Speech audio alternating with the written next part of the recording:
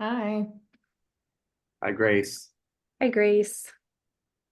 And hi, everyone who's just tuning in. We're just letting the room fill up and we'll get started shortly.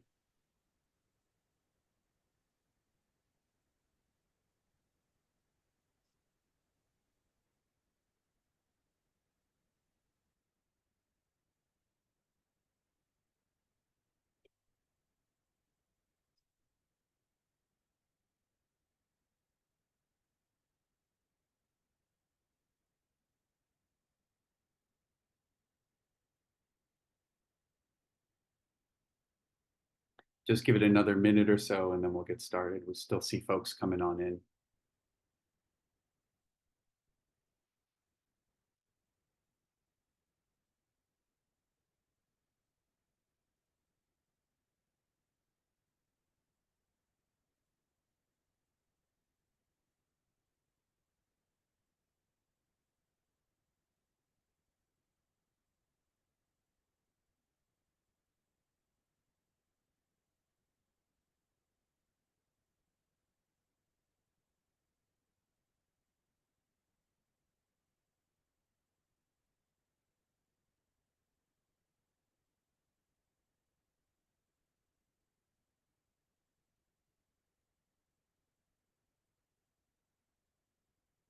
Okay, I think seems like we've stabilized out, so let's get started.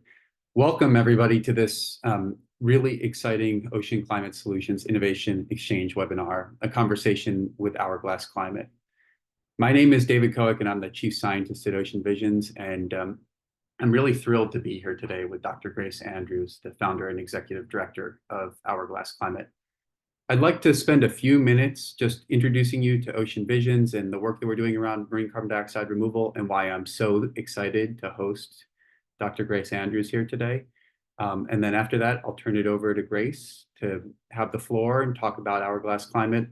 I have a few questions for Grace afterwards, and then we'll open up the floor for community questions. So I hope this is exciting for you. I hope it's informative, and I'm really excited to get started. So let's go.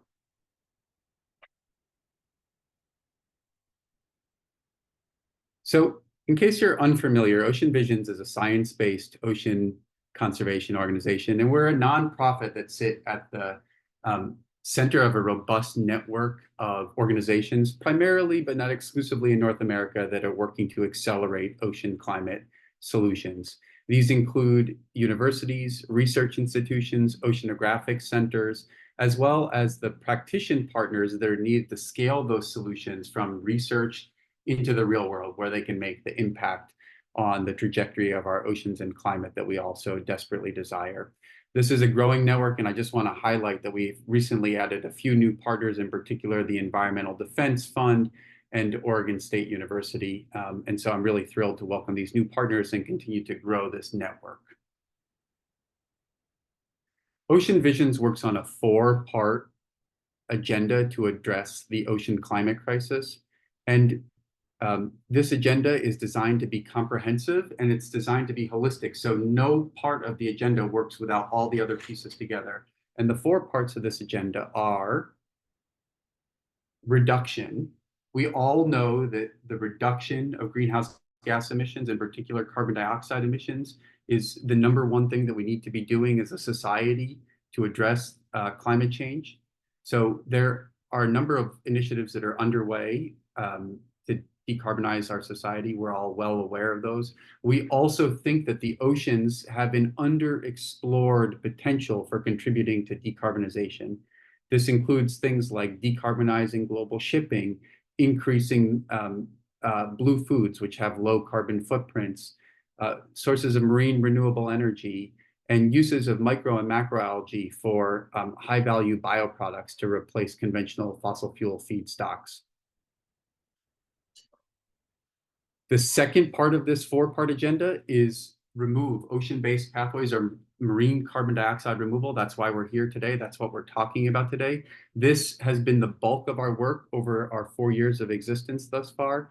And all of our work around marine carbon dioxide removal has really been focused on trying to develop open knowledge products as well as facilitating, convening, and coordinating action to accelerate research and development of marine carbon dioxide removal technologies, as well as the enabling environments that are needed to stand those up.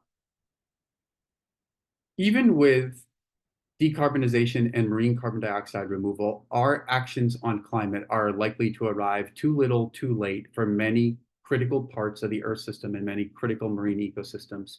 And so we also believe that it's prudent to look at ideas and interventions that are designed to stabilize these systems in the face of existential threats from warming and acidification. So in our repair program, we look at accelerating the research and development of new ideas and interventions to preserve the structure and function of critical marine ecosystems. You might have just seen our recent announcement yesterday where we released a comprehensive roadmap that looked at all the pathways that are available to preserve Arctic sea ice. And if you haven't seen it yet already, I urge you to go to our website, oceanvisions.org, and take a look. And then finally, none of this is possible unless we dramatically expand the depth and diversity of people working on ocean climate solutions. This includes geographic diversity, and it also includes sectoral diversity. And so we have a number of initiatives underway, some of which are under the UN Decade for Ocean Science for Sustainable Development, to enhance this capacity and increase our reach so that there are not just 10x or 100x, but 1,000x more, 10,000x more people working to bring ocean climate solutions to the forefront and advance these technologies so that they can make a meaningful impact in the climate crisis. Okay, so like I said, most of our work has been focused on marine carbon dioxide removal. And these fundamentally, if you're unaware, are a series of pathways that enhance and accelerate the ocean's biological and chemical uptake of carbon dioxide from the atmosphere as a means to sequester that carbon dioxide in the ocean safely and lower atmospheric greenhouse gas levels in order to help cool the planet. We've done a lot of work in this area over the last 4 years that started with a road mapping process just 4 years ago to identify the state of the technology, the knowledge gaps, and the first order priorities that are needed to advance this field. And these roadmaps have led to a subsequent series of activities and actions, all of which are available under oceanvisions.org/resources. And this really gets at our role as being a developer of open knowledge products that are important for advancing the field. Now, one of the things that we identified very early on when we were doing this road mapping exercise were the importance of advancing research and development around all of the pathways, and especially around ocean alkalinity enhancement. And two of the first order priorities that emerged from this collective collaborative mapping exercise that engaged over 150 people around the world were the design and permitting of controlled field trials, and then the development of monitoring, reporting, and verification tools.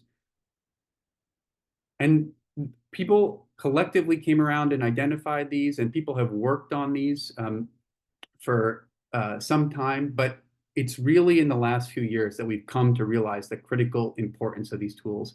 And that's why I'm so excited to have Dr. Grace Andrews here with us today to talk about the important work that Hourglass is doing to elevate our understanding about the efficacy and impacts of controlled field trials and to develop the monitoring, reporting, and verification protocols. I just want to take a moment to introduce Dr. Andrews, and then I'm going to turn the floor over to her. So, Dr. Grace Andrews is the founder and executive director of Hourglass Climate, a nonprofit research organization dedicated to conducting the critical science needed to responsibly scale ocean alkalinity enhancement, carbon dioxide removal strategies for climate impact. Prior to founding Hourglass, Grace served as vice president and head of science at Vesta PVC, a startup focused on coastal enhanced weathering as a CDR solution. In an earlier role at the Leverhulme Center for Climate Change Mitigation, she helped lead the world's first large-scale field trials of enhanced rock weathering on agricultural lands. She holds a PhD in Earth and Planetary Sciences from Northwestern University. And I'll just add as a personal note, Grace is a really amazing and exceptionally talented scientist, and I think the whole field is incredibly lucky that she's founded Hourglass. And so without further ado, I'm going to turn it over to Grace.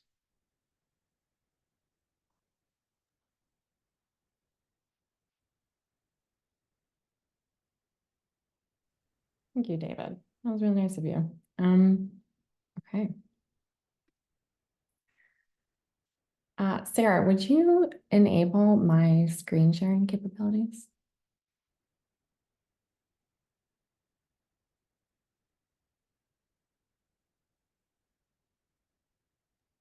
Just one moment.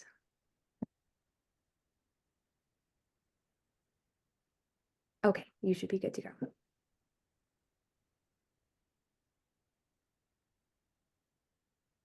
Okay. Good. Looks Okay. good. Great. Thanks. Okay. So yeah, thank you so much for the introduction, David, and to Ocean Visions for having me. Let's get started. So in preparing my deck for today, I started thinking about how I usually start my decks and how I think most climate scientists usually start their decks, which is, often with a statistic about how we need to keep warming to 2 degrees C by the end of the century. And I was thinking about that, and I guess what I came around to was that I felt like focusing on that number of 2 degrees C as a starting point for a talk, it almost kind of misses the point a little bit, like, why do we need to keep warming to 2 degrees C? And David just highlighted some very good reasons. There are a lot of very good reasons. But the reason I want to highlight, the reason I want to start with and level set on is because I see the climate crisis fundamentally as a public health crisis. And so that's where I want to start. So the World Health Organization estimates that 3.6 billion people live in areas highly susceptible to climate change, and that conservatively, 5 million additional people are likely to die due to climate change by 2050. And that's a conservative estimate. That's only accounting for deaths related to things like undernutrition, malaria, and heat stress. It doesn't account for deaths related to things like wildfires, extreme storms, and a whole host of other factors.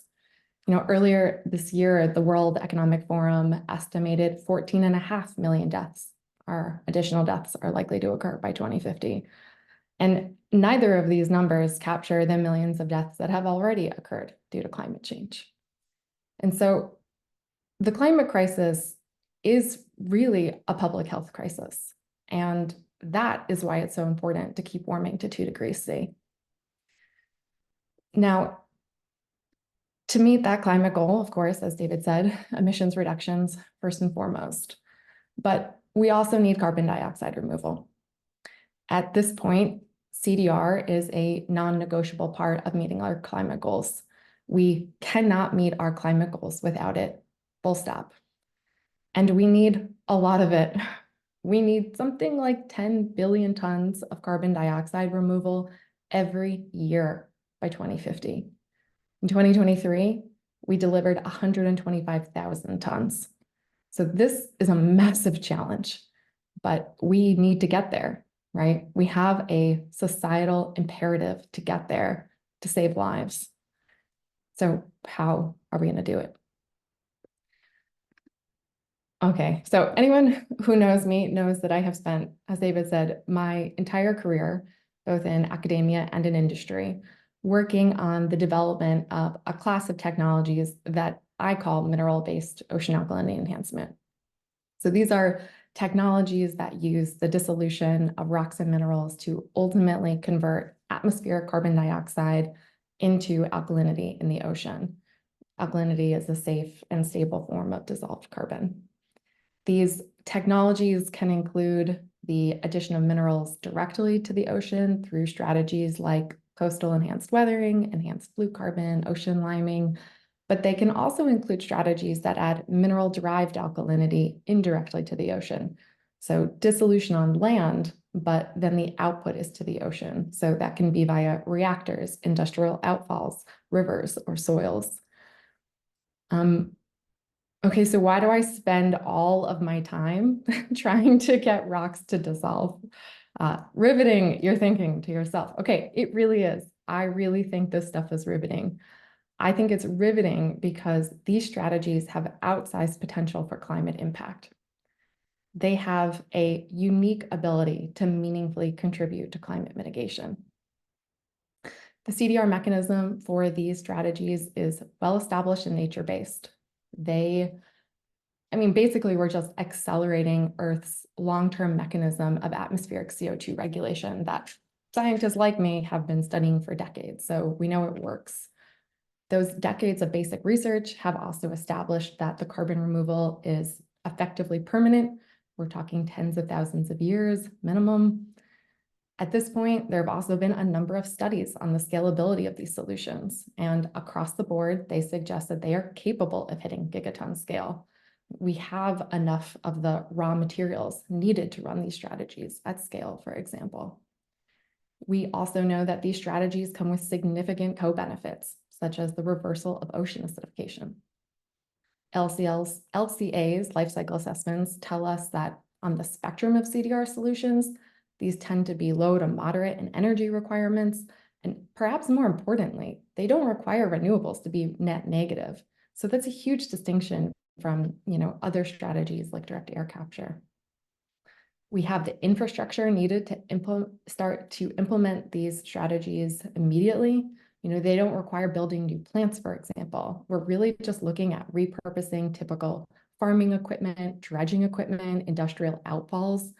And by the way, what this also means is that these strategies can be executed around the world. Again, no special equipment.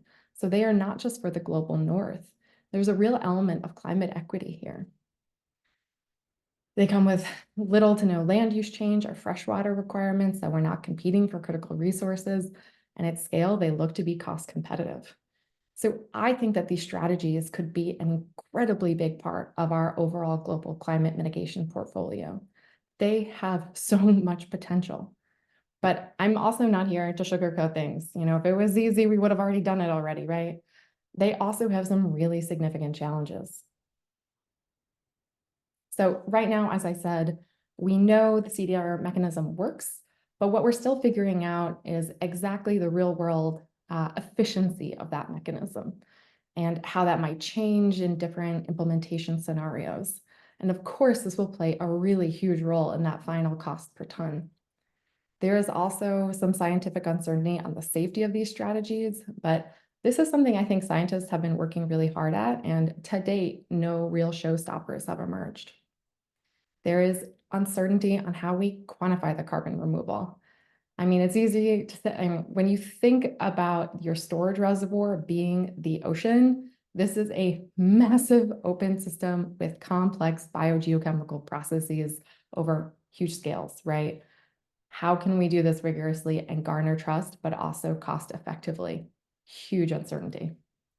Now, part of why the real world efficiency and MRV for these strategies is poorly understood and poorly established is because in general, there have been very few field trials and published results from existing field trials.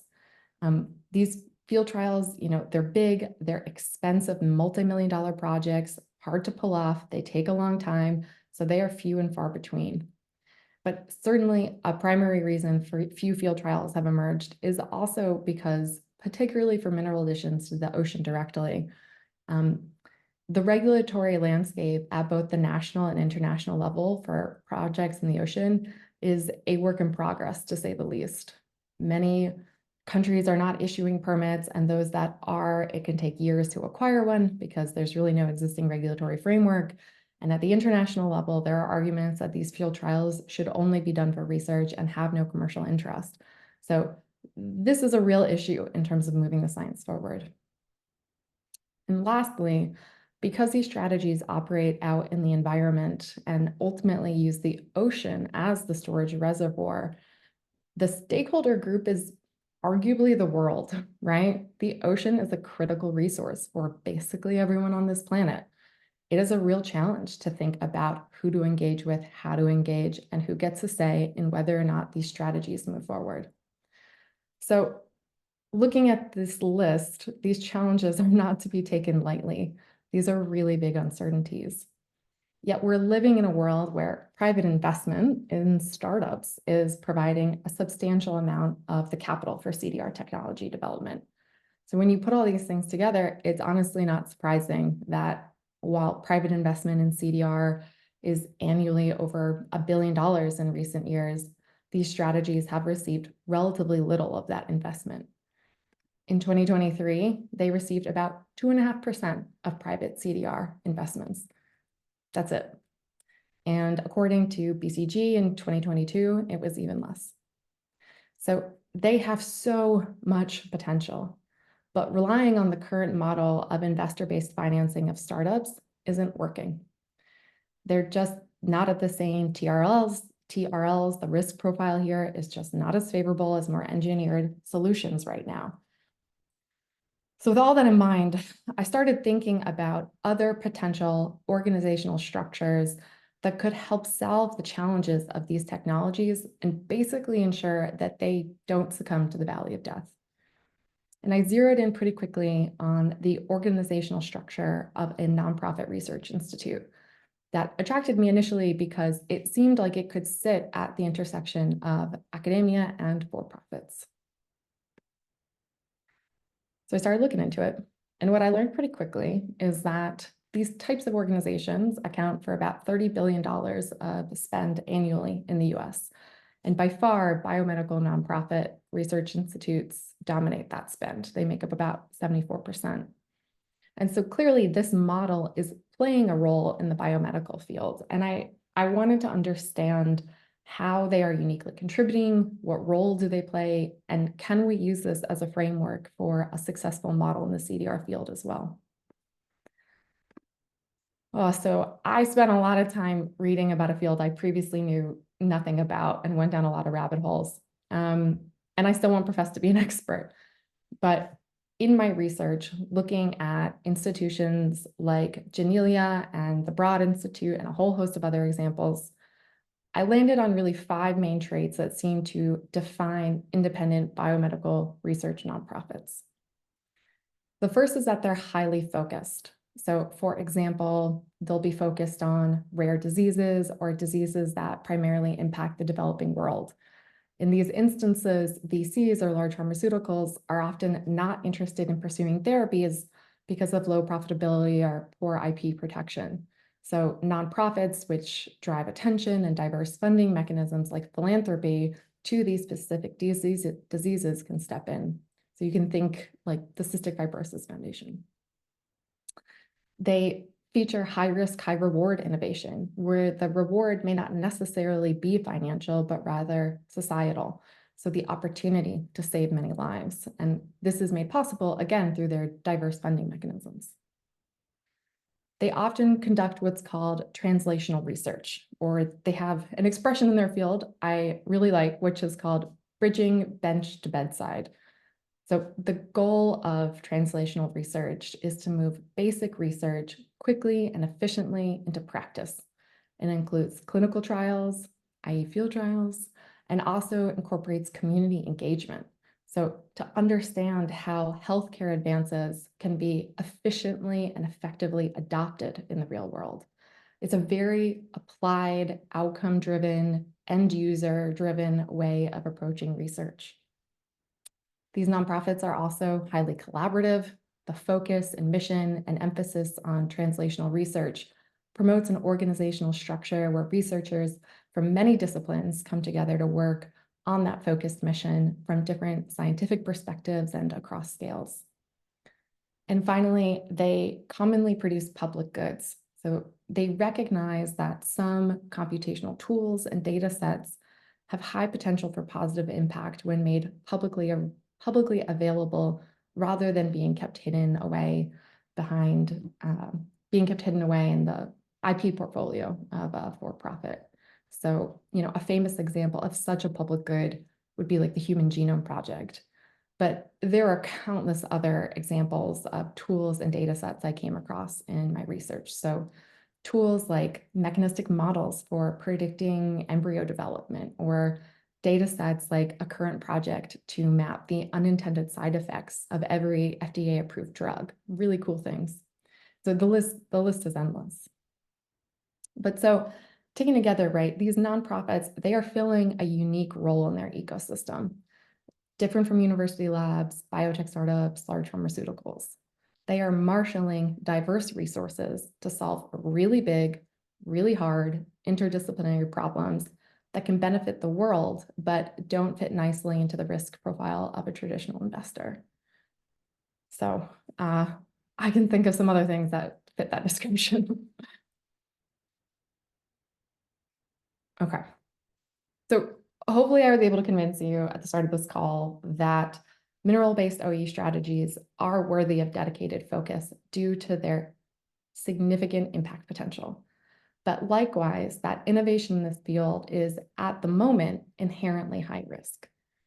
What I'll spend the rest of my time trying to demonstrate today is that the solution to their scientific and engineering challenges, the ones I outlined earlier, which are inextricably linked to creating regulatory certainty and building trust with stakeholder groups, are best solved through translational research, collaboration, and the production of public goods. And because of that, the Hourglass Climate thesis is that a nonprofit research structure which models the traits of those in the biomedical field is uniquely suited to advance mineral-based OE technologies. And to call out this point specifically, right, much of the reason I believe this model works for marine CDR is because, as I said at the top of this talk, the climate crisis is a public health crisis. These two fields are really just different parts of the same whole. And so it makes sense that the same model would work. Okay. And with that, let me tell you about Hourglass. So we are a nonprofit organization. We incorporated in January and we launched in May, and we have been extremely busy. Our very focused mission is to strategically research the safety and efficacy of mineral-based OEE techniques for responsible carbon removal and climate impact at scale, and to disseminate our work to the public. So production of public goods. Our highly interdisciplinary team reflects the highly interdisciplinary nature of technologies that operate in the open environment. So we've got 14 full-time employees, which is a lot for an organization that's only like 6 months old operating wise. But we got 8 PhDs. We have geochemists, oceanographers, microbiologists, marine ecologists, geomorphologists. Like basically, if it has an ologist at the end of it, we probably have one of them on staff. The point is we're looking at these technologies from all sides, right? Nature is interconnected, and so to be successful in our work, we must be too. And that's really at the core of our collaborative structural design. Hourglass's initiatives are centered on building tools and filling critical knowledge gaps. We do this through our own research and by working with others, including for-profits, where we can ensure that independent, transparent, and rigorous science transcends CDR significantly beyond the scope of what we could accomplish as an isolated organization. So for the next few slides, I'll tell you about a couple of the tools we're building that will facilitate CDR project planning, permitting, and MRV. We make these tools freely available to researchers and the general public. So these are public goods. And then I'll spend the last few minutes on one of the field trials that we're participating in. Now, our goal with that trial is to ground truth the efficacy and safety of a particular type of mineral-based OE strategy, and generally to promote public trust about the outcomes of that field trial through transparent data sharing. In general, field trials are a key element of our translational research, or what I might start trying to call bridging bed to ocean basin, but we'll see if that catches on. Okay, so the first tool I want to talk about is something I'm very passionate about, which is a model called radio. So radio is a model for MRV and carbon quantification for these types of projects. And the problem that we're dealing with, like I said earlier, is that generally MRV for any marine CDR technology is really hard. But it's even harder when you're integrating minerals into soil or sediment because of really complex, fine-scale biogeochemical processes. So right now, MRV methodologies on platforms like Isometric have taken really an avoidance approach to mineral additions on the seafloor, basically meaning like try not to do it because you're not going to get credit for it. And that's not going to work. So the solution to this problem is to quantify the geochemical reactions and carbon removal with something called a reaction transport model. There are lots of those around, but existing models for the seafloor are really not fit for purpose. They were designed for the deep sea, not the near shore where most OAE projects take place. And they definitely do not include the suite of minerals and related processes that you get in marine CDR projects. So we are building that fit for purpose model to predict alkalinity from minerals deposited on the seafloor. It's being adapted from an existing model, RADI. I think I saw Olivia in the audience. Hi. So we're not starting from scratch, but we are adding in bespoke parameters for marine CDR. The React side of our model architecture has additions to it, like the alkaline minerals used in marine CDR projects and the associated secondary minerals you get when those minerals dissolve, and the release of the different trace metals and trace elements that you don't usually think about. That's all been added on our geochemical side. And then we have a transport side of the architecture, which is where we're adding in physical processes, like the intermittent recurrence of extreme weather events, all sorts of things that are very specific to the nearshore environment. I can't stress enough how there is no other model like this out there. This is really unique. And not only does it predict alkalinity fluxes into the water column, but nutrient and metal fluxes too. So it's a really important tool for quantifying ecological impacts. These simulations can and should be validated by field data, and it can be integrated with far-field MRV models like ROMS for a comprehensive MRV model suite, and with eMRV models for environmental risk assessments. And again, importantly, it's being made freely available to researchers and the general public, because if communities and regulators and the world are going to allow the widespread use of the ocean to store carbon for profits, they're going to need to trust that we're actually removing the carbon we say we are. They're gonna need to look behind the curtain. So we're making that possible.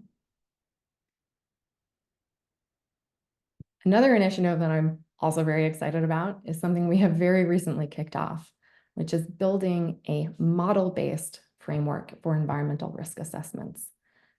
Right now, focused specifically on metal additions from mineral dissolution.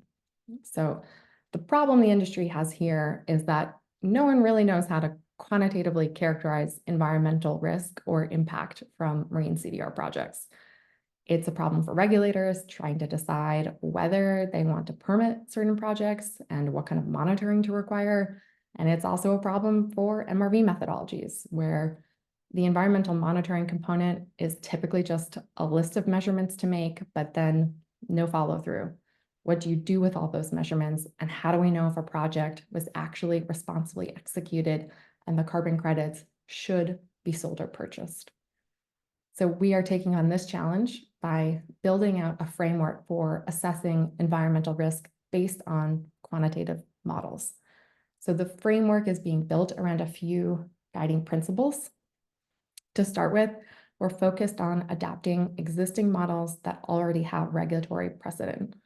Again, we don't want to reinvent the wheel. We want to make the adoption of this framework as easy as possible. Again, with that translational research, end user focused mindset. However, these models in many cases do need bespoke parameterizations specific to mCDR before they can be appropriately used. So for example, they might need to be implemented with specific saltwater species commonly found near sites where these projects are being deployed. In this way, the framework will also create a roadmap, a very specific roadmap for the laboratory studies that need to be conducted to generate those empirical parameterizations. The model framework will also promote a modular design where the appropriate components can be selected based on existing data and the intended purpose. So you don't necessarily need to run this whole chain of models I've listed here. It's really fit for purpose. Again, these model simulations should be validated by field data, and in fact, this will guide field trial data collection to begin with. And then lastly, the framework will promote integration with other models like radio, for example, in recognition of that inherently interdisciplinary and collaborative nature of these projects. So as an example, radio outputs can serve as the inputs to this chain. They can serve as the model that gives you your external chemical concentrations from a particular project. Now, after publishing this framework, we hope to, of course, begin building out some of the necessary parameterizations ourselves and expand into case studies using the framework for real-world field trials. Speaking of field trials, okay, for my last 5 minutes, I want to talk about our largest initiative by far, which is Hourglass's monitoring and data analysis for a marine CDR field trial in North Carolina.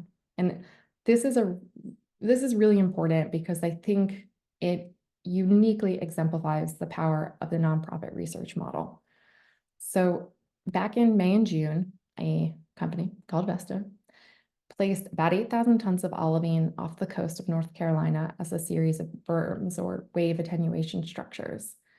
Olivine is one of the minerals commonly discussed for OAE. Now, Vesta is obligated by permit to monitor the trial for sediment transport, ecology, water quality, and CDR year-round for between 2 to 3 years, and Hourglass has been contracted to take that on. And I can't stress enough that this monitoring program is an incredible amount of highly technical work.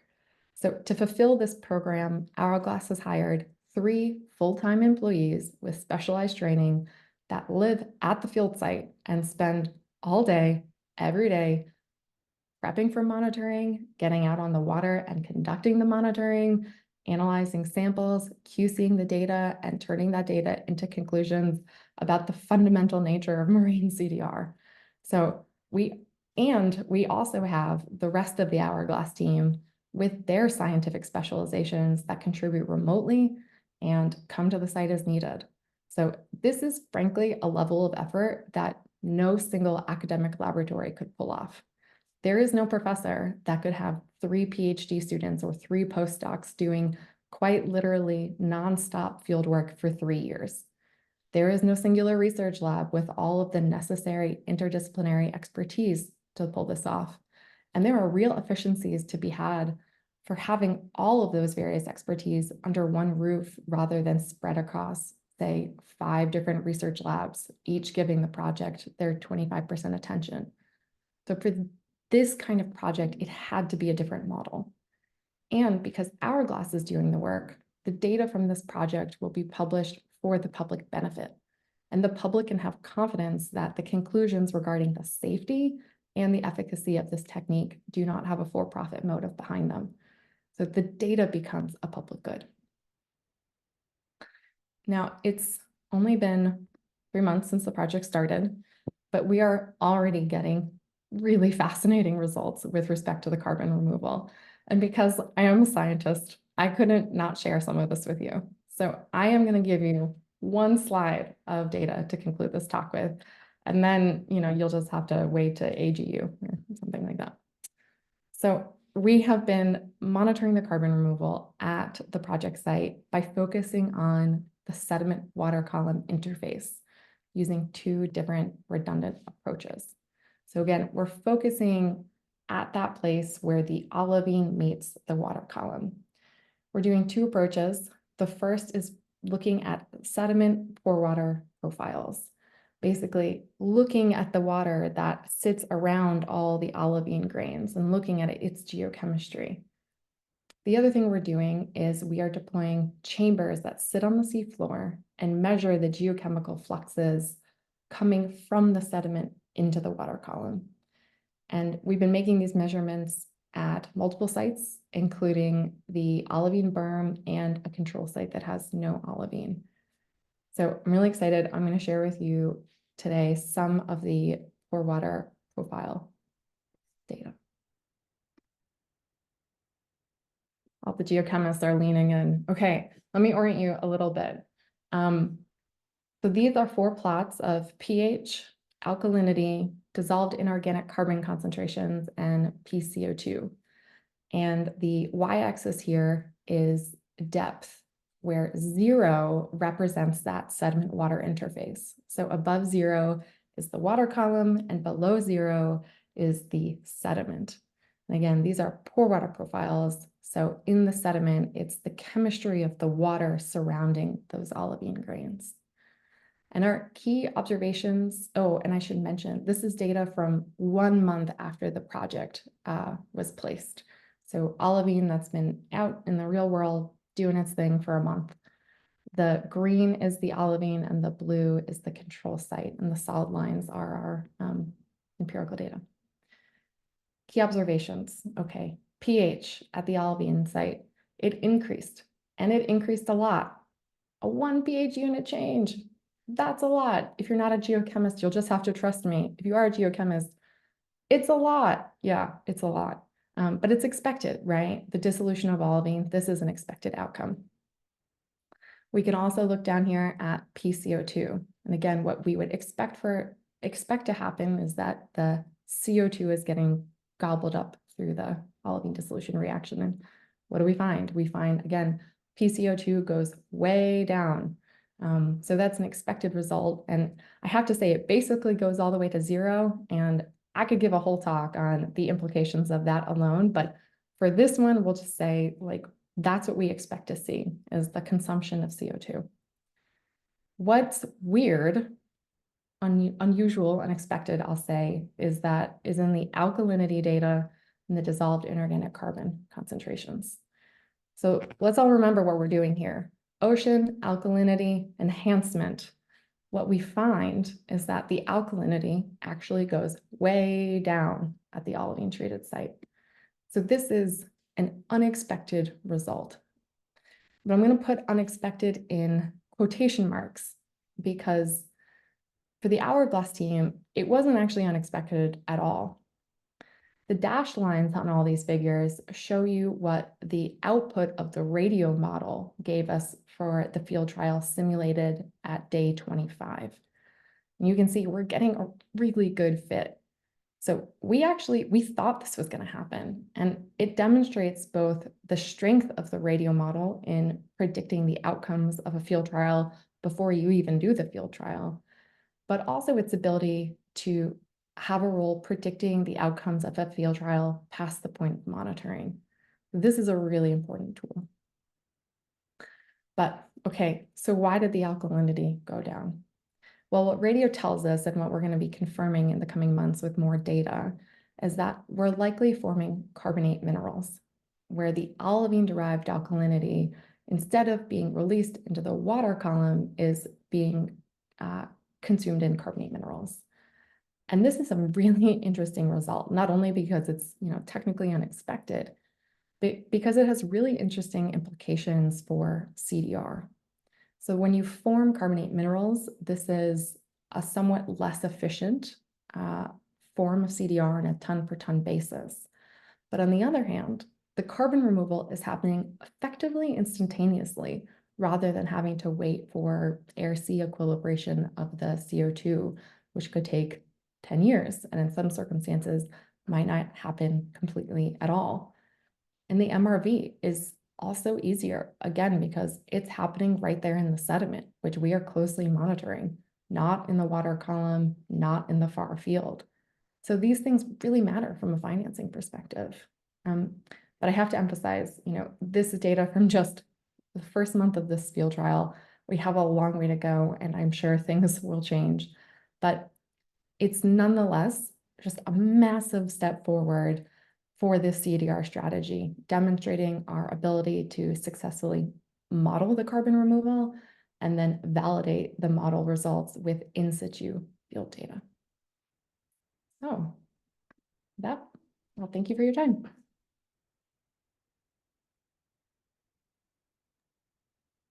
Thanks, Grace. That was really great. I want to get started with a few questions of my own for Grace, and then we're going to open it up to some audience questions. And I also want to remind the audience that we have this Q&A feature. So if you could register your questions, write them down in the Q&A. We'll try to get through them, and it'll be good so that we'll have this record of what people want to know. So let's get started. Grace, I think you touched on some aspects of this in your talk, but the CDR ecosystem is becoming really complex, right? You have buyers, you have sellers, you have registries, you have independent MRV companies, you have new nonprofits, and you have established nonprofits, you have university centers. And so, across this entire complex ecosystem, how do you see Hourglass's role, and how do you see Hourglass's relationship with these different entities? Yeah, great question. It is a really complex ecosystem. So I think we have a different role, different relationship with different types of these organizations. So I think, of course, with other nonprofits, with academics, we are a research partner. But with for-profits and people developing technologies and people who are interested in building CDR projects, I think we're a very early stage partner. That, the model I want to promote here is not, Hourglass is not an MRV company. We're not your one-stop shop to help you monitor your field trials forever. We are an early stage partner who can bring really technical expertise to, say, a company's first field trial. For mission-aligned companies who may not necessarily have, the resources to have 8 PhDs on their staff, partnering with us can ensure that, we are able to bring that level of rigor and work flexibly and on their timelines, and the world benefits, because everything we do gets put out for the public. So I think as I said, we're an early stage partner that then I would imagine companies would sort of grow away from as they really hone in on their MRV and really start scaling up technologies that have been proven safe and effective.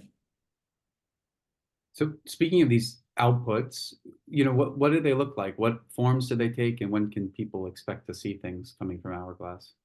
Yeah, so our outputs are a few different things. So as I said, I've highlighted some actual computational tools that we're going to be making available to folks. So radio will be available for folks to access as a tool, and I hope they do. The best case scenario here is that other people take on this tool and make it better, widen its use case, and really embrace it as a tool for the whole field. So computational tools, frameworks, like I said, I'm really excited about this, pushing forward a framework for eMRV, and then also going out and building some of those computational tools as well. Again, giving people the things they need to actually do the work. And then, publications and reports. So all of the research we do will be coming out in peer-reviewed publications, and I owe my director of ecology a manuscript as we speak. So working on it. Okay, final question for me, and then we're going to turn it over to the audience. So when you were at Vesta, you developed this incredible reputation for being able to do really important community engagement and social science work associated with the field trials. And one of my favorite stories about this is that you got the first field trial going in the Hamptons of all places, which is perhaps not known for being, or maybe has a reputation fairly or unfairly for being an exclusive, highly wealthy part of the country.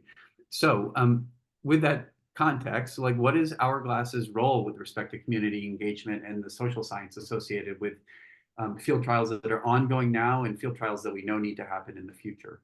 Yeah. I mean, it's a great question. I'm a geochemist by training, but sometimes I feel like I ended up in the wrong field because I love working on social sciences and thinking about community engagement. And generally, I think it's something people really don't pay enough actual attention to. We talk about it, but we don't go out and implement it in the way that it needs to be done. So Hourglass's mission is to help advance these technologies responsibly. And that word responsible in our mission statement, it's doing a lot of work. And I think community engagement is a big part of how to do CDR development responsibly. So certainly for field trials that Hourglass takes on our own, community engagement is going to be a pillar of that work. And we'll be leading that ourselves with our academic partners, of course, as well. For projects that we are working as a partner on, so say this Vesta's North Carolina project, this is something that we want to harness our expertise there, because my team does have a lot of expertise in this. So we've been toying around with some ideas for the duck program that I'm excited about, where we'll bring I actually want to bring real olivine sediment cores to some of the local school districts, and bring olivine that's been sitting on the seafloor into the classrooms and work with local students to understand in real terms the significance of the project that is happening literally in their backyard. So we're going to play a role, but I do think for these sort of projects where we're a partner, it is the sort of mandate of the company or the organization that's leading that project to lead the community engagement as well. But we definitely are there to participate and to help where we can. Great. Thanks, Grace. Okay, so I'm going to turn to audience questions now, and I'm going to try to do a little bit of batching because there are some common themes across the questions as I send them to Grace. So just please note that there will be a little bit of rephrasing to try to find some common themes between questions. So there is this common theme from a question between Dwight Owens and a question from Adam Gordon that is all about communication strategy and building up social acceptance and social license. And I think it really kind of builds on the question that I just asked you earlier. So can you talk a little bit more broadly about the social license strategy maybe for Hourglass and what you think about it for OAE in general? Yeah. So I think when it comes to social license, it's, like I said, like the stakeholder network for these technologies is the world. And I can't say I have the answers to all of the questions about who gets to have a say and who decides who has a say in the development of these technologies. But what I can say is that Hourglass's role is to help give the public all of the tools and knowledge they need to know to have those conversations in an informed manner. So that's what we're really hoping to bring to the table. Okay, let's pivot a little bit and maybe go back to the technical side, since you were showing some technical results. And another question from Dwight Owens asks about the field validation of model results. What kinds of data collection and measurement are needed? Is this a sample-based approach, or are there in situ ways to monitor conditions? Yeah, absolutely. So the answer to what you need depends on, obviously whether you're thinking about CDR or other environmental impacts, of course. For the CDR component, because that's what I just showed some data on, as I said, we're doing two types of sample collection. So they are both samples collected in situ. So we're not, the pore water data I showed you, for example, we're not extracting cores and bringing them up to the surface and then subsampling them. We're actually deploying a pore water sampler to the bottom of the ocean to collect those in situ. And as I said, we're also deploying chambers to the bottom of the ocean to equip with sensors that can actually measure the geochemical fluxes in situ as well. So I do think that in situ measurements have to play a really big role in model validation because you can get all sorts of sort of side effects when you start doing things in the lab. But importantly, it's possible, right? I really want to emphasize that, which is, I think a lot of times there's a little bit of a narrative about like, it's going to be impossible to, get measurements, in situ measurements. And I really want to make my point here that it's not impossible. It's maybe expensive and difficult, but it is very much possible. We have a number of questions about the role of companies selling CDR credits. From Matthew Kaminsky, in your opinion, is it too premature for companies to be selling OAE CDR credits, or is this acceptable provided there is quantification of uncertainty and that it is accounted for in the CDR sale? Good question. I mean, I think that last part of that question, if the uncertainty is quantified, I think that's really the crux of it. You know, if you are at a point where your uncertainty is quantified and that there is sort of scientific consensus around that quantification, then I don't think it's inherently inappropriate. Do I think we're there yet? No. So yeah, working on it. So building on that, Jill Story asks, how do we ensure that the field looks like the highest, most scientifically backed MRV methodologies rather than the potential lighter versions? And she says, by the way, excellent presentation. Oh, thanks. Yeah, I mean, I think the demand for that high quality MRV, it has to come from all sides. You know, I don't blame any for-profit who's trying to develop a technology to be looking for, you know, the, you know, least expensive way to do MRV possible, but it has to be sort of the least expensive while not giving up on rigor, right? And so the demand for that rigorous MRV, it has to come from buyers, from registries, from all sides. And we have to acknowledge that that comes at a cost, certainly right now, and we have to be willing to pay it for the development of the field, right? Like this is an investment in the future of these technologies.